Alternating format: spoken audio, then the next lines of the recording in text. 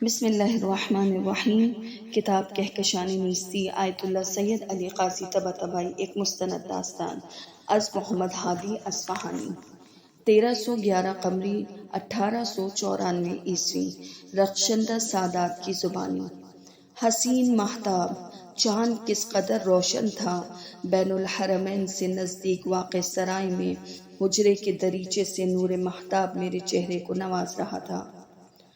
راہ کی خستگی ابھی باقی تھی۔ مجھے یقین نہیں آ رہا تھا کہ کربلا، سید الشہداء اور ان کے علمدار کی زیارت کر چکی ہوں۔ میں کہاں، کربلا کہاں اور تبریز کہاں؟ کل بعد از غروب 81 دن بعد ہمیں کربلا سے سلطان نجف کے دیار کی جانب کوچ کر جانا تھا۔ ایک نشیب و فراز سے پرسفر کے ایرانی سرحد عبور کرنے کے لیے مجبوراً ہمیں عثمانی سلطنت کی سرحدوں سے گزرنا پڑا۔ سید علی کا شاعرانہ ذوق ہمارے کام آیا۔ انہوں نے وہاں سرحد پر کچھ اشعار کہے اور ہمیں عثمانی حکومت میں داخلے کی اجازت دے دی گئی۔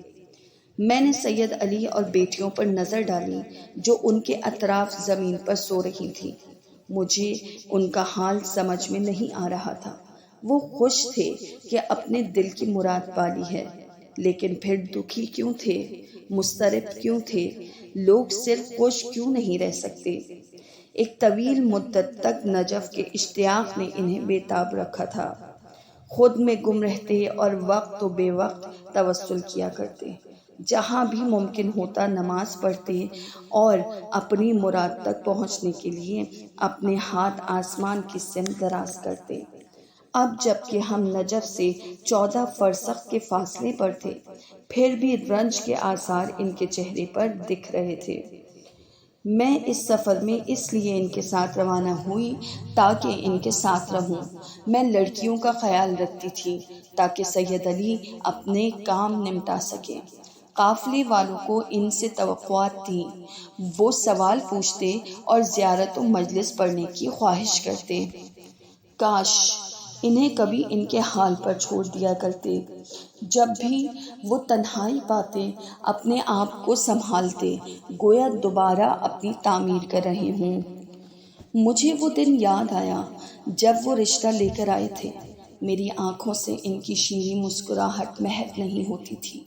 وہ مرد جس کے بارے میں نہیں جانتی تھی کہ اس کی روح کے پیچ و تاب میں راگ تلے عشق کی آگ پوشیدہ ہے، ایک بار پھر مجھے تبریز کی یاد ستانے لگی تھی۔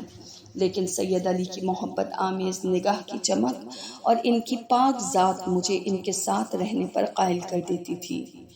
مرد لوگ بچوں کی مانند ہوتے ہیں، ان کے ساتھ رہنا ضروری ہوتا ہے، حتیٰ اگر یہ طے پایا ہو کہ میں دنیا اور اپنے اثاثوں سے ہاتھ اٹھا لوں۔ میں انہیں چاہتی تھی اور ان کے ساتھ پرسکون تھی۔